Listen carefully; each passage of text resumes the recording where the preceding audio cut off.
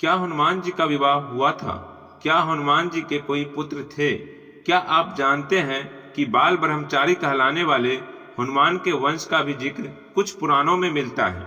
आज हम आपको बताएंगे एक ऐसी कथा जो शायद आपने पहले कभी ना सुनी हो।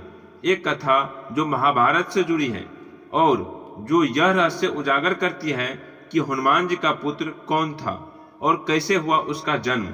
क्योंकि आज की कहानी सिर्फ कथा नहीं, एक ब्रह्मचारी के भीतर छिपे पितृत्व की रहस्यमयी झलक है। हनुमान जी को हम सब बाल ब्रह्मचारी के रूप में जानते हैं।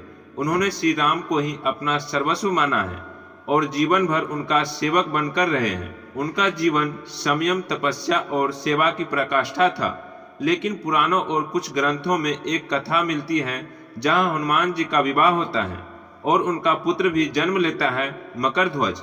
कहानी वहीं से शुरू होती है जहां सामान्य इतिहास नहीं पहुंचता, बल्कि पौराणिक गाथा अपनी गहराई दिखाती है। लंका दहन के समय जब हनुमान जी ने पूरी राक्षसी नगरी को अग्नि में जलाया तो उनका शरीर अग्नि से तपने लगा। वो जल रहे थे, पसीना बह रहा था। वे समुद्र की ओर गए और जैसे ही उन्होंने जल में प्रवेश किया, उनका तप्त पसीना समुद्र में गिरा। उसी समय एक नाग कन्या जो पाताल लोक में रहती थी, उसने वह पसीना ग्रहण कर लिया। यह पसीना साधारण नहीं था, यह हनुमान के तेज, ऊर्जा और जीवन शक्ति से भरपूर था। कुछ समय बाद उस नाग कन्या के गर्भ से एक पुत्र उत्पन्न हुआ जिसका नाम रखा गया मकरध्वज। मकरध्वज को पाताल लोक में नागों ने पाला। उसके शरीर में हनुमान जैसी ही शक्ति थी। उसका चेहरा तेजस्वी था और शरीर वज्र के समान कठोर था। लेकिन उसे नहीं पता था कि उसका पिता कौन है।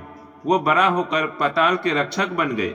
उनका कार्य था पाताल की रक्षा करना और वहां के रहस्यों को छिपाए रखना। वहीं दूसरी ओर हनुमान जी इस पुत्र से अनजान थे। उन्होंने कभी न विवाह किया, न पुत्र की चाह की। अब आते हैं उस भाग पर जहां मकरध्वज और हनुमान जी आमने सामने आए। राम और रावण का युद्ध समाप्त हो चुका था। राम जी ने हनुमान से कहा, अब मेरी अंगूठी पाताल लोक में गिर गई है, उसे ले आओ। हनुमान पाताल पहुंचे, लेकिन द्वार पर एक योद्धा खड़ा था, तेजस्वी, बलवान और प्रभु श्री राम के दूत को रोकने की हिम्मत रखने वाला। उसने हनुमान से कहा, मैं मकरध्वज हूँ, पाताल लोक का रक्षक। यदि आप भीतर जाना चाहते हैं तो पहले मुझे हराइए। हनुमान जी चकित हुए। कौन है यह वीर जो मुझसे बिना भय खड़ा है? युद्ध हुआ, घमासान युद्ध। आखिरकार हनुमान जी ने मकरध्वज को पराजित किया।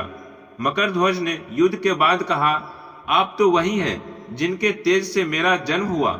मेरी माँ ने बताया था कि जब समुद्र में तप्त पसीना गिरा था तभी मेरे जन्म की उत्पत्ति हुई। हनुमान जी कुछ पल के लिए मौन हो गए। उन्होंने मकरध्वज को गले से लगा लिया। तुम मेरे पुत्र हो, वो शब्द उनकी वाणी से निकले, पर नेत्रों से अश्रुधारा बह चली। लेकिन हनुमान जी ने कहा, पुत्र, तू मुझसे अधिक महान है, क्योंकि तूने अपने कर्तव्य को पिता से भी ऊपर रखा। तू मेरा अभिमान है। उस दिन हनुमान जी को यह अनुभव हुआ कि ब्रह्मचर्य का अर्थ केवल विवाह न करना नहीं होता, बल्कि अपने कर्तव्य, धर्म और त्याग में सर्वोच्च होना है। मकरध्वज ने पाताल लोक की रक्षा की जिम्मेदारी निभाई और हनुमान जी ने राम काज को सर्वोपरि रखा। पिता और पुत्र दोनों अपने धर्म पर अटल थे। और यह कथा हमें यह सिखाती है कि जो सच्चा त्यागी होता है वही सच्चा योगी होता है।